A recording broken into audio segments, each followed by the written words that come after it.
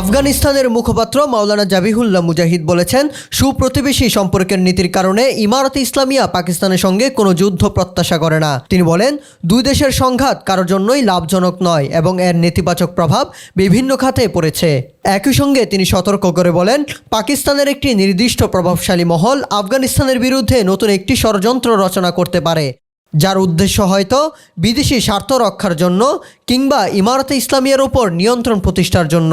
তিনি ইঙ্গিত করে আরও বলেন, আফগানিস্তানের উপর পাকিস্তানের সাম্প্রতিক আক্রমণগুলো হয়তো আমেরিকার বাগরাম সংক্রান্ত আলোচনার সঙ্গে যুক্ত। মাওলানা মুজাহিদ বলেন, এটা পাকিস্তানের যুদ্ধ নয়, এর যুদ্ধ অন্য এক পক্ষ চাপিয়ে দিচ্ছে, আর তারা ভাড়াটে সৈনিক ও টাকার বিনিময়ে খুনি হিসাবে কাজ করছে।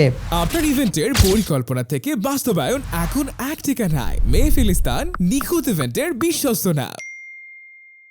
অথবা এমনও হতে পারে, তারা ধরে নিয়েছিল, এমনকি প্রচারও করেছিল যে ইমারতে ইসলামিয়া পাকিস্তানের একটি সম্প্রসারণ এবং তাদের নিয়ন্ত্রণাধীন। পাকিস্তান হয়তো ভেবেছিল এটাই সত্য।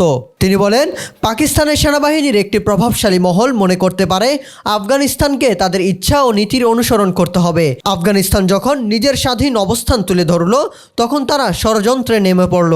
তিনি জোর দিয়ে বলেন, তাদের স্বপ্ন বিভ্রান্তিকর, তারা কখনো বিদেশি শক্তির সেবায় সফল হবে না এবং ইমারতে ইসলামিয়ার স্বাধীন ব্যবস্থার উপর আধিপত্য স্থাপন করতে পারবে না।